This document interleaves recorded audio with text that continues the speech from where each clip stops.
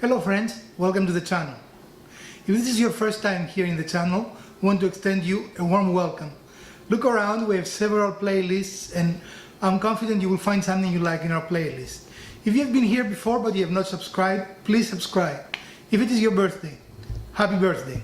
Today we're going to talk about 3D printers and should you buy one and what they're good for. As you can see here I have two. I have the Ender 2 and the XYZ printing.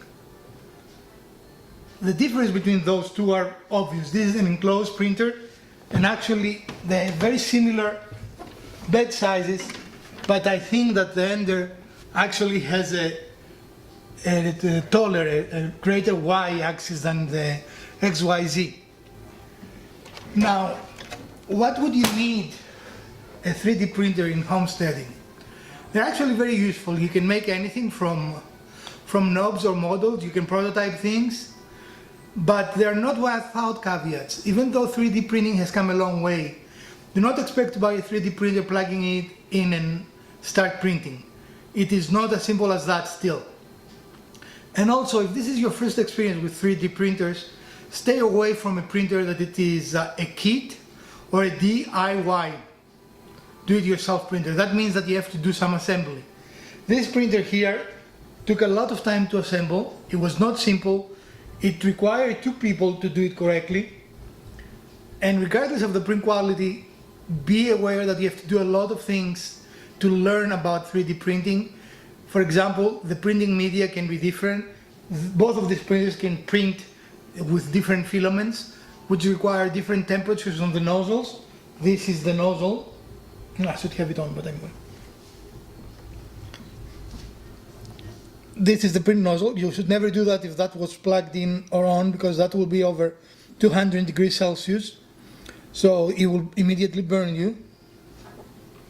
And it looks the same for all 3D printers. So you need to learn at what temperature you need to melt the media. You need to learn things like how to auto-sender things. You need to know how to clean obstructions. In the bender there is a small tube, so in the Ender, not in the bender. There is a small tube and most of the filament is free. In the XYZ printer, the tube comes over the top and there is a spool that holds the printing media.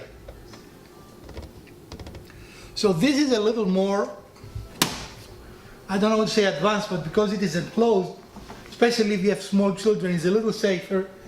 The Ender has the advantage of a heated bed, which gives you a much easier separation when you're done printing. But also, this can burn a child very easily, as can the extruder. So a closed design is better if you have children. And definitely on this printer, it came as it is. You don't have to do anything else to have it ready to print.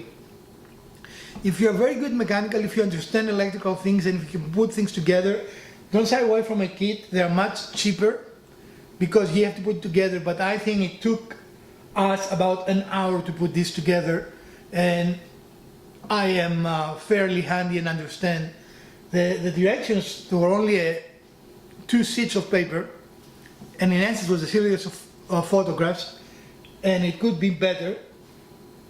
But there are a lot of things I like about this little printer. Definitely it's fun to see more of what is happening when the printer is printing, where you cannot on this printer. And my advice will be, yes, 3D printers can be very useful in a do-it-yourself shop or a homestead, because you can generate small parts that you might have broken, that you have not just buy.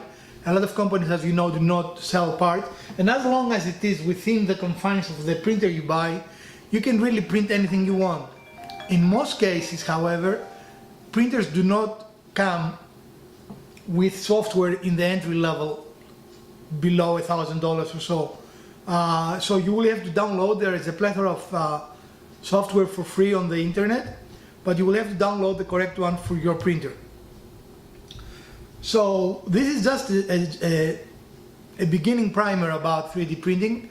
I clearly like it. As you see, I have two of them, and I will probably have an episode in the future comparing the two and telling you which I think is better. And also I want to make a video about how to assemble this, because this is becoming, I understand, a popular printer, but it is fairly difficult to put together if you've never done something like that before. I hope you found this short video interesting, and it is in the new series that we're going to have in the channel. I will be talking more about technology. I've done a couple of technology videos. The one on the iPhone bending was actually a very successful video that generated a lot of questions, and a lot of people found it useful. So I hope you like it. If you don't, we will return to woodworking projects on the weekend, and we'll always have woodworking projects on the weekends. But during the week, we're going to have automotive and technology projects and other general house projects, as we have always done, just that you will see them more frequently now. In the past, I've had probably 1 or 2 technology projects. I don't remember. Do you remember? I mean, we had the CNC review, but they were sporadic. I want to make them more of a permanent fixture in the channel. If you like this video, please smash that like button. If you don't, smash the other button twice. Share, like, and comment below, and let us know what you would like to see, and let us know if you like this kind of video or not. Again, we appreciate your support. We surpassed 2,000 subscribers in the channel. Thank you, thank you, thank you.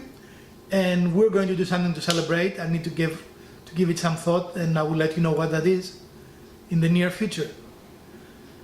From me and Elpida, have a great week, and we are going to see you on Sunday with a build.